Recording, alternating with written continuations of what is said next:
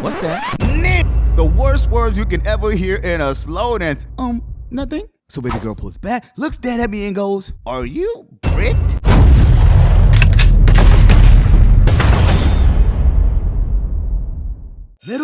Middle school.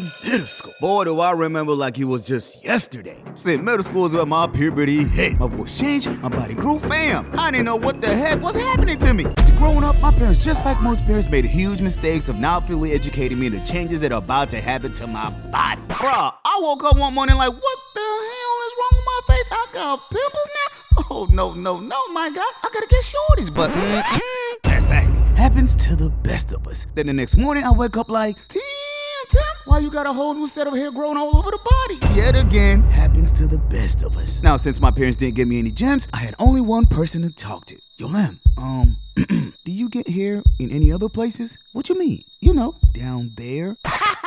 Tim got hairy balls now? See, puberty for the boys, cupcake. A little hair here, maybe get a little larger there. And if you know what I'm talking about, but for girls, mad crazy. I can't imagine what females have to go through. Fellas, can you imagine waking up one morning and suddenly you got boobs? Or you're sitting in class, just barely into your teenage years, and suddenly your stomach starts cramping. Now you're thinking, what is going on? So you look down, Bumbleclad, sick lad. That, my God, is where this story begins. So for this story, I'ma take you back to one of the most embarrassing moments of my life.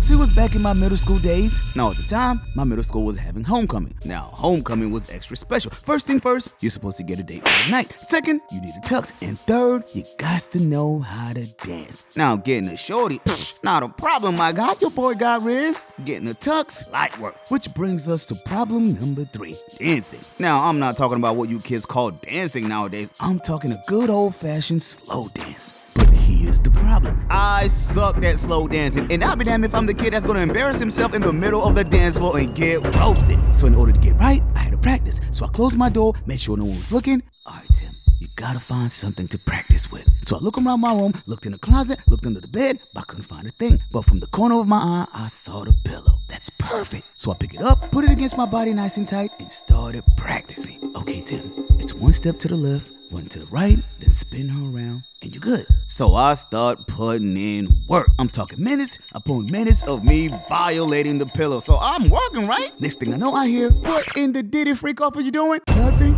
Nah, bro, you humping the pillow. No, I wasn't. I was just... But then he hit me. Wait a minute. Why don't I just ask Big Bro on how to slow dance? Yo, Lamb, can you give me tips on how to slow dance? That's what you were doing? Boy, you sus. Please. First of all, pause. And second, no. This fool leaves my room and goes, Mama, your son's over here humping a pillow. Dang. The last thing I needed was for my mother to know I can't dance. So my mom comes to my room and goes, What's going on, son? Nothing, Mom. You can tell me. Well, I don't know how to slow dance. I'll teach you. I capitulate to my mom and she starts teaching me. Just keep your feet planted in one place. Make sure your knees are loose and then gently sway back and forth using your hips and legs. So for the rest of the night, my mom slowly taught me how to dance. So fast forward, and it's dance night. Now I got Reds, so you know I'm getting first dibs on the shortest. Your boy was too shook to ask for a dance. The whole first part of the night, I was tight. But then the second half started. Now this is middle school, right? You would think these middle schoolers are the most behaved, uncorrupted children. These little thoughts were out here twerking like their lives depended on it. So fast. See, our school had one important rule. No body-to-body contact. So the assistant principal got on the podium and she goes, Excuse me, kids, there will be no booty shaking in this dance. Stop it or I'll write you up. Now I'm still in the back, mad nervous. But remember, a closed mouth doesn't get fed. And I've never been twerked off in my life, so this was my best opportunity. So F the principal. So I got to the middle of the dance floor, but right before having my moment, the DJ switches the music into a slow song. And to my surprise, it's the same song that I slow danced with my mother. Now in the back of my mind, I had a flashback. Tim, remember, just wait for the right moment and go for it. How will I know? Trust me, you'll know. This was it. So I looked around, and right in the middle of the floor, I saw the most beautiful girl in the whole floor. Okay, Tim, this is it. Just walk up to her and ask her for a dance. So with all the confidence, I walk up to the young lady and said, May I have this dance? Now I'm locked in. I'm about to get my first real slow dance. So we hold hands, got closer, and started slow dancing just like my mama taught me. Oh my God, Tim, you finally did it, my guy. And may I say, it was beautiful. But here's where everything changed. See, my mom taught me how to slow dance the PG way. A few feet apart, no body-to-body contact. But what happened next is something I wasn't ready for. See, while slow dancing, Shorty noticed I was a little too far. So she goes, come closer.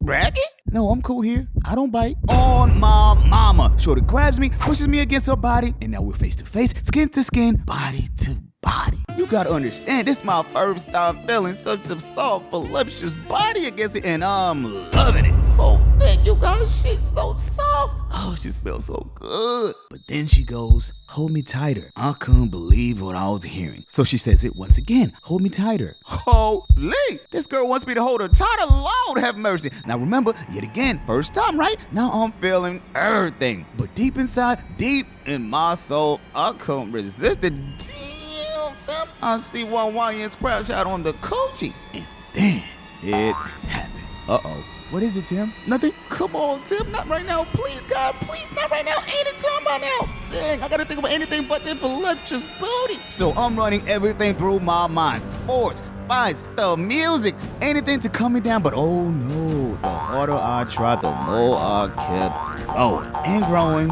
and growing. Oh, damn, Tim, this can't be good. What's that? Nick, the worst words you can ever hear in a slow dance.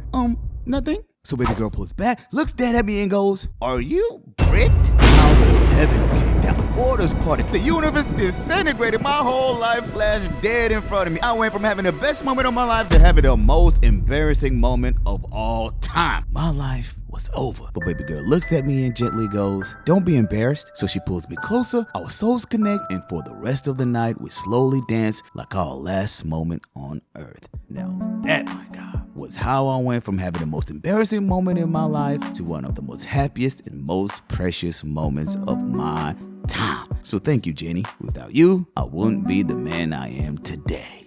So, moral of the story. In life, there's no better miracle than for us to look through each other's eyes just for an instant.